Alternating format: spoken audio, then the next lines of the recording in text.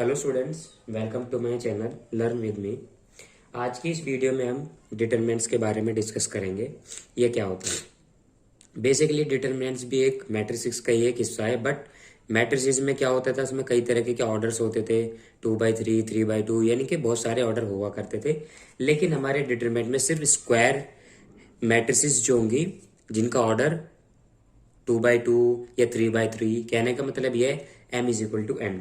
ठीक है ना, इसमें m=n होना जरूरी होता है, तभी वो हमारे डिटरमिनेंट से होते हैं। अब डिटरमिनेंट्स कैसे दिखते हैं, उनको कैसे रिप्रेजेंट करते हैं? मान लो कोई ए है, वो डिटरमिनेंट, मैट्रिसेस को हम ऐसे डिफाइन करते थे स्क्वायर ब्रैकेट्स में, ठीक है ना। लेकिन हम डिटरमिनेंट्स को सिर्फ इस फॉर्म में शो करेंगे। ये हमारा होता है मैट्रिसेस और ये हमारा डिटरमिनेंट है, ठीक है। इस तरीके से हम डिटरमिनेंट को शो करते हैं। अब लिखेंगे भी कैसे? जैसे मैट्रिक्स को लिखते थे उसी फॉर्म में, 2 4 6 3। और याद रखना, इनका हमेशा स्क्वायर मैट्रिक्स में होगा। ये 2/2 ऑर्डर की मैट्रिक्स है। अगर कोई ये है तो 3 0 1 9 4, ये तो ये 3/3 ऑर्डर की है, यानी कि m=n होना चाहिए। जितनी नंबर ऑफ रोज होनी चाहिए उतनी नंबर ऑफ कॉलम होनी चाहिए। ये हमारे डिटरमिनेंट का रूल है। अब इसको हम कैसे फाइंड करेंगे कि मुझे अगर इसकी डिटरमिनेंट की वैल्यू फाइंड करनी है, तो मान लो कोई डिटरमिनेंट ए ये है मेरा, तो मैं डिटरमिनेंट ऑफ ए कैसे फाइंड करूंगा? वो मैं इस तरीके से फाइंड करूंगा, इसकी मल्टीप्लाई इसके साथ माइनस इसकी मल्टीप्लाई इसके साथ, मतलब 3 × 2 - 4 × 6, ठीक है ना। 3 2 जा 6 -4 6 जा 24, 6 - 24 -18, ठीक है ना। क्रॉस मल्टीप्लीकेशन करनी है तो हमारी ऑर्डर 2/2 की फॉर्म में। अब कोई हमारी 3/3 ऑर्डर की मैट्रिक्स है, इसको बी ले लो। बी इज इक्वल टू, मैं इधर ले रहा हूं इसको, b = 3 0 1 3 9 4 3 4 6, ठीक है। अब ये भी जो है ना, मैं डिटरमिनेंट फाइंड करने के लिए कभी हम मतलब दो तरीके तो, रो एक्सपेंड करने के लिए या फिर कॉलम एक्सपेंड करने के लिए। मैं रो एक्सपेंडेशन बता रहा हूँ, जो रो को एक्सपेंड करेंगे।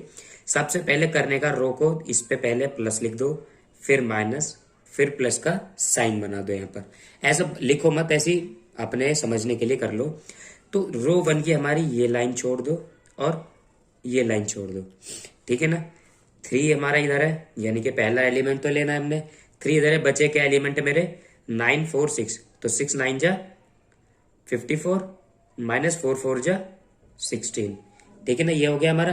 अब ये ऊपर माइनस है मेरा, ये माइनस हो गया मेरा। अब क्या है मेरा? 0। अब 0 वाली रो छोड़ देंगे, 0 वाली कॉलम छोड़ देंगे, तो ये और ये बचेगा मेरा। तो मैं इसको लिख रहा हूं 3 4 and 3 6 प्लस 1 की ये रो छोड़ दो और ये कॉलम छोड़ दो, क्या बचेगा? 3 4, यानी कि 3 9 and 3 4, ठीक है ना। ये हमारा रो एक्सपेंड हो गया। अगर हम कॉलम करेंगे तो सेम कॉलम पे होगा, प्लस माइनस प्लस, और जब मैं फर्स्ट एलिमेंट लूंगा तो फर्स्ट एलिमेंट की रो और वो कॉलम छूट जाएगी। और मैं 3 लूंगा, यानी कि उसी रो का, उसी कॉलम का सेकंड एलिमेंट लूंगा तो उसकी रो छूट जाएगी और उसका कॉलम छूट जाएगा। और ये वाला एलिमेंट लूंगा तो इसकी रो छूट जाएगी और इसका कॉलम छूट जाएगा, ठीक है ना। तो ये मेरा हो गया। 54 - 16 कितना होगा? 54 - 16, 14 में से 6 का 8, 4 में से 1 गया, बचे 3, तो 38 हो गया मेरा, ठीक है ना। माइनस ये 0 तो 0 हो जाएगा, प्लस ये 1 है मेरा, हाँ 1, 9 3 जा 27 -27, तो 3 8 जा 24, 3 3 जा 9 और 2 9 10 11, तो ये 0 है हमारा और ये भी मेरा 0 है, ठीक है ना। तो इसका डिटरमिनेंट आ गया मेरा, determinant of B is equal to 1 1 4, ठीक है ना। ये हमारा डिटरमिनेंट ऑफ बी आ गया। इसका ये इस तरीके से निकलेगा। एक एग्जांपल और करते हैं हम इसका। मान लो कोई हमारी सी डिटरमिनेंट दे रखा है और वो डिटरमिनेंट है मेरा -2 3 0 4 1 6 5 3 2, ठीक है ना। ये मेरा डिटरमिनेंट है। कह रहा है इसका डिटरमिनेंट फाइंड करो, फाइंड द डिटरमिनेंट, ठीक है ना। अब इसका डिटरमिनेंट हम फाइंड करेंगे तो मैंने क्या बताया, या तो आप रो से एक्सपेंड कर दो या कॉलम से। मैं रो से कर रहा हूं, रो से एक्सपेंड करूंगा तो अपने समझने के लिए यहाँ पर पहले प्लस माइनस प्लस ये निशान ऊपर लगा लो ताकि कोई गड़बड़ ना हो। तो मैंने क्या कहा था, रो जब एक्सपेंड करेंगे तो पहले एलिमेंट की रो छोड़ देंगे और उसकी कॉलम छोड़ देंगे। तो -2 1 6 3 2 आया इधर। अब क्या बचा, यहाँ पे माइनस आया, -3। अब 3 की रो छोड़ देंगे और 3 का कॉलम छोड़ देंगे। तो क्या आया हमारा, 4 6 5 और 2, 4 6 5 एंड 2 प्लस प्लस। अब 0 है, 0 की रो छोड़ देंगे, 0 का कॉलम छोड़ देंगे। तो क्या बचेगा, 4 1 5 3, 4 1 एंड 5 3। ठीक है ना। इतना करने के बाद अब इसको हम कैलकुलेट करेंगे। तो -2 ऐसा ही रहेगा, determinant of C is equal to, ठीक है ना, -2 ऐसे रहेगा। इनकी क्रॉस मल्टीप्लाई, इनका डिटरमिनेंट तो निकालना आसान है हमारा 2x2 मैट्रिक्स का, मतलब 2x2 ऑर्डर का। 2 1 जा 2 -18, तो 2 -18 -3, 2 4 जा 8, 5 6 जा -30 प्लस 0, 3 4 जा 12 -5 1 जा 5। ठीक है ना। -2 2 -18 तो -16, -3 30 में 8 में 8 -30 तो -22, और ये 0 हो जाएगा, ये 0 माइनस माइनस प्लस हो जाएगा यहाँ पर 32, ये माइनस माइनस प्लस हो जाएगा, 3 2 जा 6, 3 2 जा 6, 2 6 8, 3 6 9। तो हमारा इस ऑर्डर यानी कि इस जो डिटर्मिनेंट है हमारा 3/3 ऑर्डर का, उसका डिटर्मिनेंट हमारा क्या है, 98। अब इसी तरीके से हम डिटरमिनेंट्स का भी आ जाता है कि कोफैक्टर निकालो और माइनर्स निकालो। अब माइनर्स और कोफैक्टर भी हम इसी वीडियो में सीखेंगे। अब इसमें माइनर पढ़ेंगे। माइनर क्या होता है, minor of determinant. Minor find करने के लिए हमें जो हम जिस वैल्यू का हमें माइनर निकालना होता है, यानी कि जिस एलिमेंट का हमें माइनर निकालना होता है, तो उसकी रो और कॉलम को डिलीट कर देते हैं। जैसे मेरी कोई डिटर्मिनेंट ए है 2 3, ये है मेरा, ठीक है ना। ये कोई मेरा डिटर्मिनेंट है ऑर्डर 2/2 का। ये तो पता है ये क्या है, A11 A12 A21 A22, ठीक है ना। ये तो पता है आपको, A11 A21 A21 A22, ठीक है ना। अब मुझे फाइंड करना है इसका, मुझे माइनर निकालना है। तो माइनर क्या निकालूंगा मैं, फर्स्ट एलिमेंट का जब निकालूंगा M11 का, तो M11 का निकालूं तो उसकी रो और उसकी कॉलम को मैं डिलीट कर दूंगा, यानी कि उसको इंक्लूड नहीं करने का हूं। डिटर्मिनेंट में फाइंड करने के लिए मुझे ये करना पड़ा था, वो तो डिटर्मिनेंट था, लेकिन माइनर निकालने के लिए मुझे उसकी रो और कॉलम को डिलीट करने के भूल जाना है।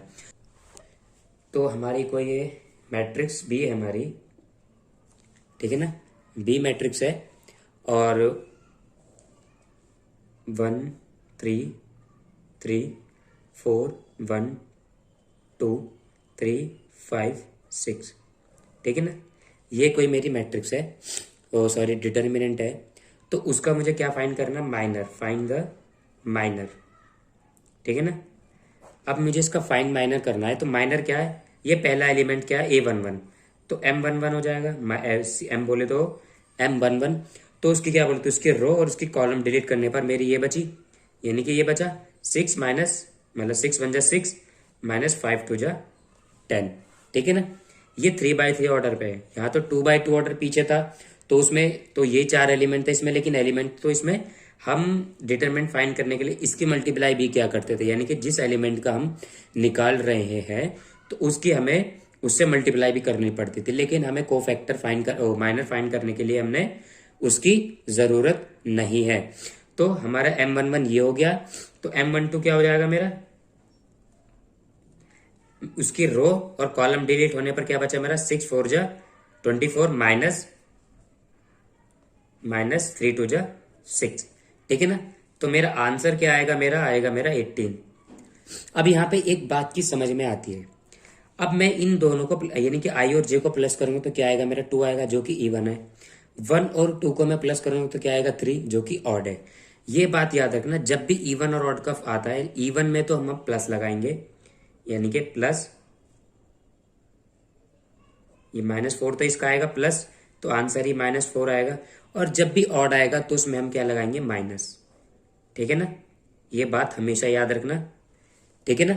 इवन इन दोनों को प्लस करेंगे, यानी कि ये जो हमारे आई और जे है इनको प्लस करेंगे। अगर इवन आता है तो प्लस साइन लगाएंगे, अगर ऑड आता है तो माइनस साइन लगाएंगे, ठीक है ना। अब आएगा हमारा M13 उसकी रो और कॉलम डिलीट, तो 5 4 जा 20 माइनस 3 1 जा 3, तो ये हमारा 1 और 3 हमारा 4 है, तो इवन है तो प्लस ही लगाएंगे, तो प्लस तो हम लिखते नहीं है, तो 20 में से 3 गए तो बचे 17। तो अब इसकी है तो M21 यानी कि सेकंड रो और फर्स्ट कॉलम, तो इसकी रो और कॉलम मतलब डिलीट हो जाएगी, तो क्या बचेगा 6 3 जा 18 माइनस 5 3 जा 15, ठीक है ना। अब 2 और 3 मतलब 2 और 1 हमारा 3 है जो कि इवन है, तो यहाँ क्या आएगा माइनस, ठीक है ना। 18 में से 5 गए 3 बचे और माइनस बाहर है तो माइनस 3 हो जाएगा इधर, तो यहाँ पे क्या आएगा M22 2 4 यानी कि प्लस है, कोई जरूरत नहीं, तो M22 ये है मेरा second row and second column, तो ये डिलीट हो जाएगा, तो क्या बचेगा 6 1 जा 6 3 3 जा 9, 6 1 जा 6 3 3 जा 9, तो माइनस 3 आएगा मेरा M23, ये हम इसको प्लस करेंगे तो क्या आएगा हमारा ऑड आएगा, तो मैंने माइनस लगा लिया।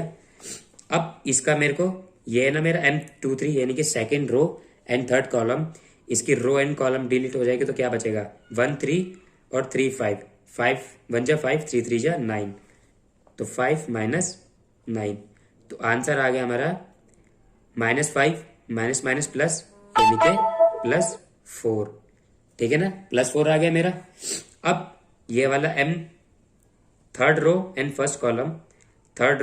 फर्स्ट कॉलम में इसकी रो और कॉलम डिलीट हो गया, तो क्या बचा 3 3 1 2, तो 2 3 जा 6 3 1 जा 3 6 माइनस 3, और ये इवन है तो साइन तो पॉजिटिव आएगा हमारा, तो 3 आया ये, और ये M अब इसके बाद 3 2 आएगा, जो हमारा ऑड है तो माइनस साइन ऑलरेडी आ गया, तो इसकी हमारी ये रो डिलीट हो जाएगी और ये कॉलम डिलीट हो जाएगा, तो क्या बचेगा 2 1 यानी 4 और 3, 2 1 जा 2 3 4 जा 12, 2 1 जा 2 4 3 जा 12, तो -10 माइनस माइनस प्लस, तो +10 हो जाएगा। अब लास्ट हमारा M33 बचा, यानी कि -33 हमारा पॉजिटिव है ये, तो इसकी रो और कॉलम डिलीट 1 1 जा 1 माइनस 4 3 जा 12, 1 माइनस 12 दैट इज -11, ठीक है ना। ये हमारे माइनस फाइंड करते हैं ऐसे हम, तो माइनस मेरे क्या आ गए, लिखो माइनस ऑफ डिटर्मिनेंट बी, यानी कि बी है मेरा, डिटर्मिनेंट बी हो गया, तो क्या है मेरा -4 -18 17 -3 4 3 10 और -11, ठीक है ना। ये हमारे माइनस आ गए डिटर्मिनेंट बी के। अब हमसे इसके बाद आता है हमारा कोफैक्टर्स। ये कोफैक्टर्स क्या होते हैं, कोफैक्टर्स भी यही होते हैं, बट इसमें क्या होता है जो रोज होती है उनको हम कॉलम्स बना देते हैं और जो कॉलम्स होती है उनको हम रो बना देते हैं। करने का तरीका हमारा यही है, पहले माइनस निकालेंगे, ठीक है ना। माइनस निकालने के बाद उनको जो हमारे रोज हैं इनके कॉलम्स बना देंगे और जो कॉलम्स है उनको रो। जैसे हमारे रो है इसको कॉलम बना देंगे -4 -18 17, ये हमारी रो है इसको कॉलम बन जाएगा -3 4, अब ये हमारी रो है तो इसको कॉलम बन जाएगा 3 10 -11, तो ये हमारे कोफैक्टर्स हो गए, ठीक है ना। ये हमारे कोफैक्टर्स हो गए, ठीक है, समझ में आ गया। ये करने का तरीका बिल्कुल आसान है, पेपर में बहुत ही मार्क्स में मतलब 3 या 4 मार्क्स में आ जाता है कि ये डिटर्मिनेंट दे रखा है, उसका डिटर्मिनेंट फाइंड करो, कोफैक्टर फाइंड करो और माइनर फाइंड करो, ठीक है ना। अब नेक्स्ट वीडियो में हम डिटर्मिनेंट की प्रॉपर्टीज और इनवर्स ये निकालना सीखेंगे। थैंक्स फॉर वॉचिंग, मिलते हैं नेक्स्ट वीडियो में।